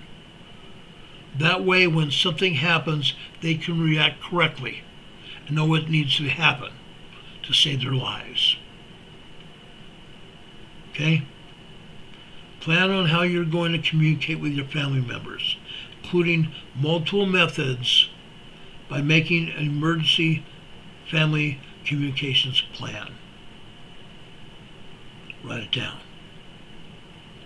You may want to consult a structural engineer for your home to evaluate your home and ask about updates to strengthen areas that would be weak during an earthquake. When choosing your home or business to rent or buy, check if the building is earthquake resistant per local building codes. You can do that with a home assessment. Every home that you buy, prior to you buying it, prior to you actually paying money for it, they send out an assessor. Ask the assessor if your home is earthquake proof or earthquake resistant per local building codes. During an earthquake, if you are inside a building, drop down onto your hands and knees. Go underneath a desk, a sturdy desk or table, and then hold on. Duck, cover, and hold on. Get down on your hands and knees, otherwise, if the shaking is so bad, it might knock you down. If you drop down to the ground when the shaking first stops, you'll be closer to the ground where it won't hurt you as bad. Cover your head and neck with your arms to protect yourself from falling debris. If you're in danger of falling objects and you can move safely, crawl to an additional spot. Cover under a sturdy desk or table. If you have no sturdy shelter available, crawl away from windows next to an interior wall. Stay away from glass, windows, outside doors, and walls. Stay away from glass and the outside walls. What happened last night? What happened last night in Myanmar? This. The outside walls collapsed, didn't they? The outside walls collapsed. If you'd been near that outside wall, you might have been thrown out of your house and be covered with debris and die or seriously injured. Get into an interior part of your house, away from the doors, the windows, and the outside walls. Anything that could fall, such as light fixtures or furniture, stay away from it.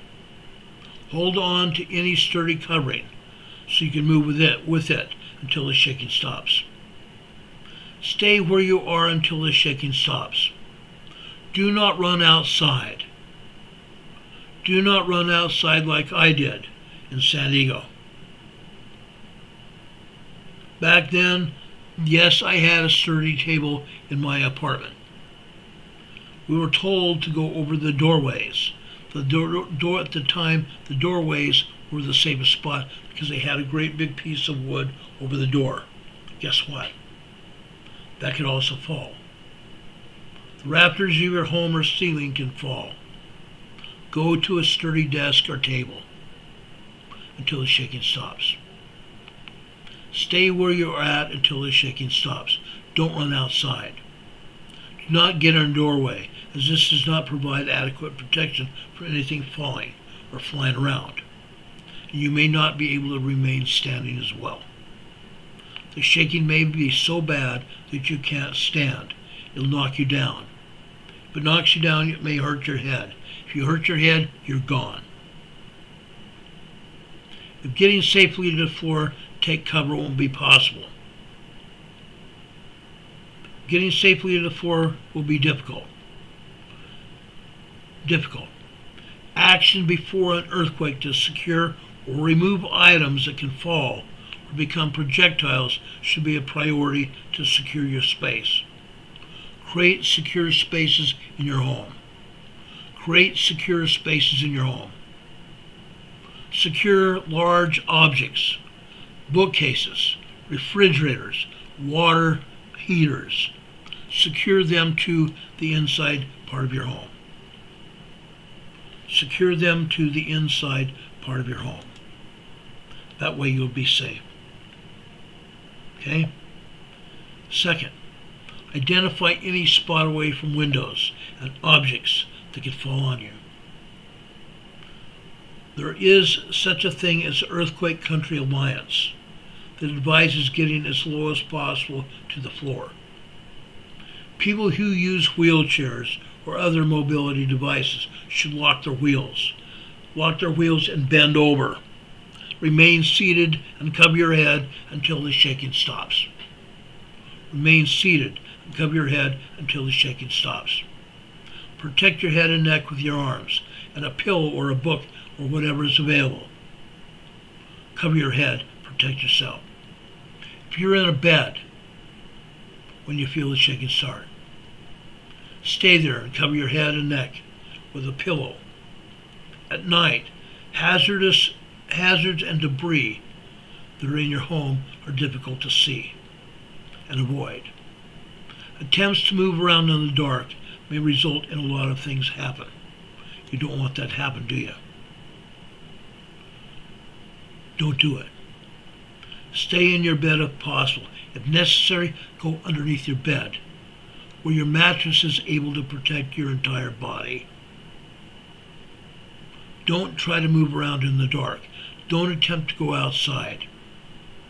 If that would happen to you, there might be more injuries than if you stayed there in your bed. Stay in your bed. If you're outside when you feel the shaking, if you're outdoors when the earth starts shaking, move away from buildings. Move away from street lights, electrical lines, and utility wires. Once in the open, drop, cover, and hold on. Drop to the ground and hold on. Again, stay away from anything that can fall on you.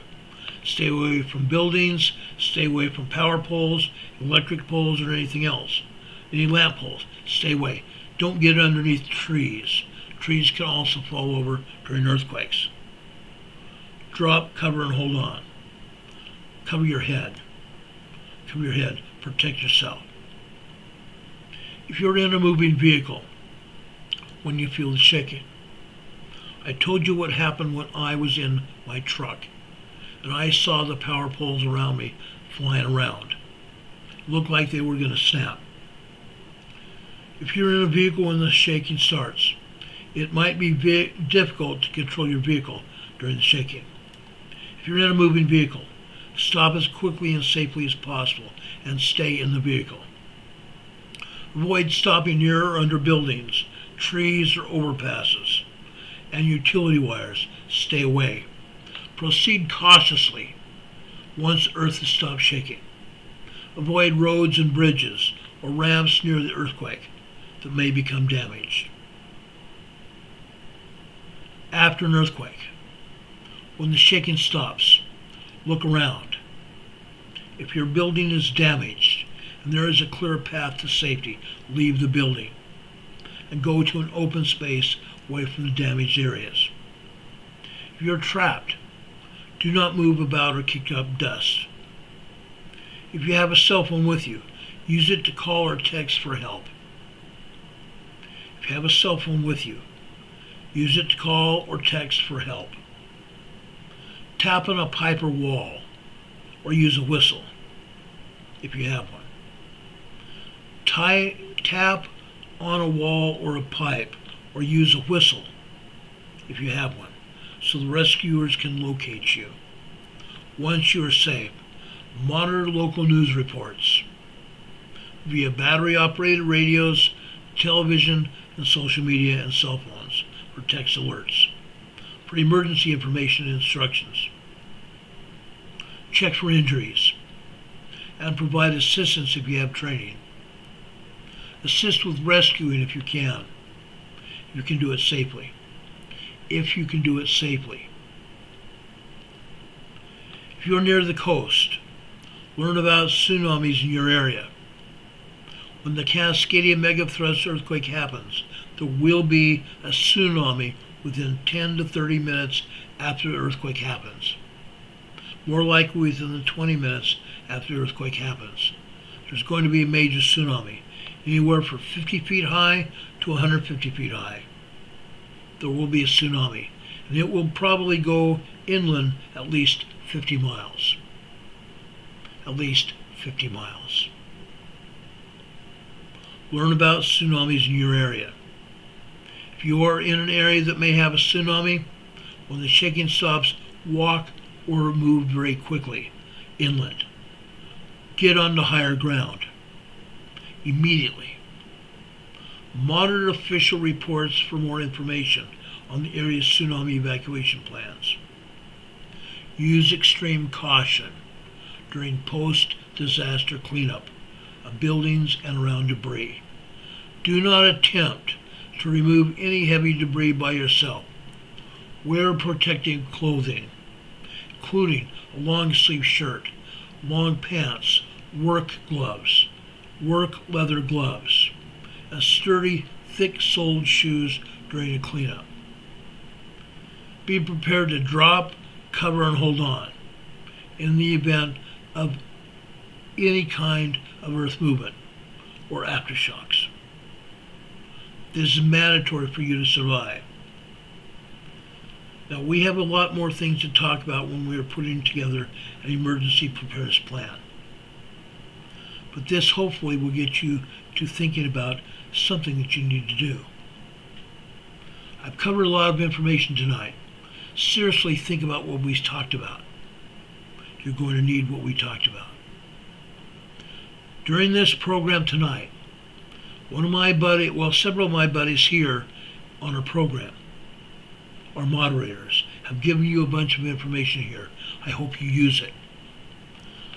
They've given you a lot of information here. Please use it. Don Patoga especially. His latest one here was during any emergency, always exercise logic over emotion.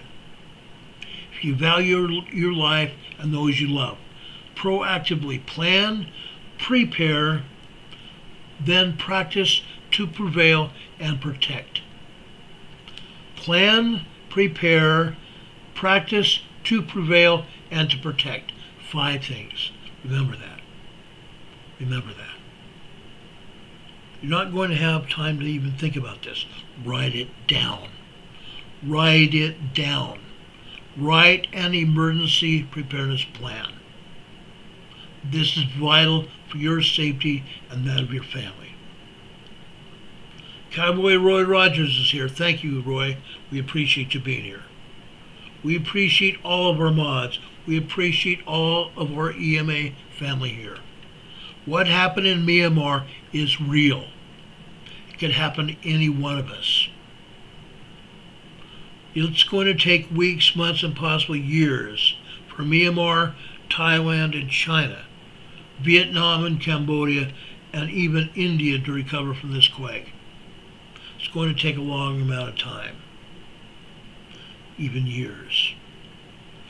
Please, guys, please prepare. Please prepare. This was not a 7.7 earthquake. It was an 8.7 earthquake, and I've proven it tonight. I have proven it tonight. Do we have any questions? Do we have any questions?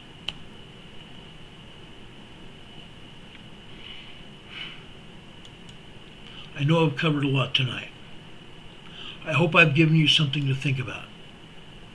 I've proven what I've talked about. I've given you the data. I've given you the information you need to help protect yourselves. Please do it. Please share this information far and wide. Share it with your family, your friends, your neighbors, the social media people you work with,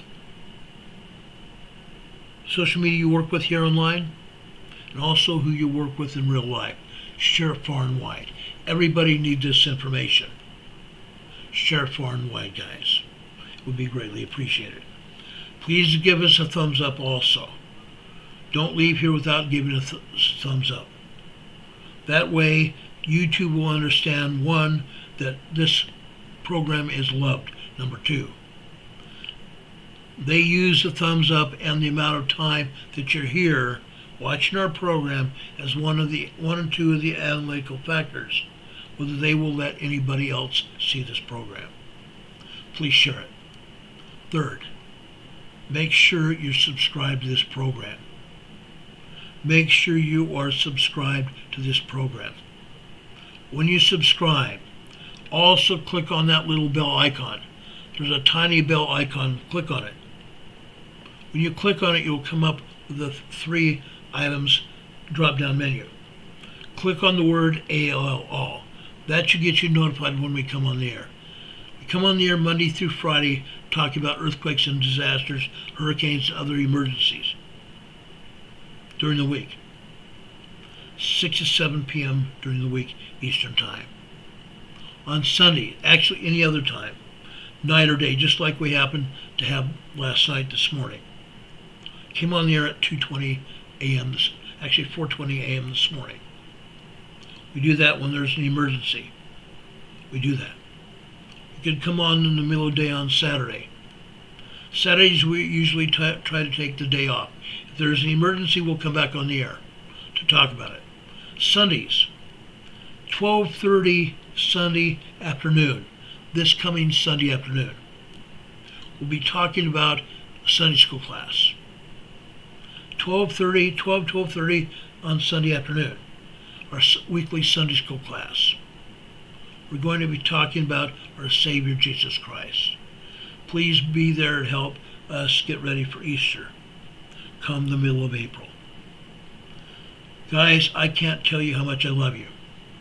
I can't tell you enough how much I love you. We appreciate you. Now, if there's anything else we can do for you, please let us know. Okay? Demon Catman and our other mods here tonight put up our address here. Our address here is also just below this video here today in the top of our program description. Also, our PayPal and our Venmo locations are there so you can help support this program. Our email address is also there. At the top of our program description, there's a link to join this program as a member on YouTube. That will help us help you support the program. We appreciate you doing that. Now, as I've been doing for quite some time, years now, at the end of every program, we have left you with a devotional, which I'm going to do tonight. I'm going over to the 18th chapter of Luke. I'm going to go over to verses 16 through 22.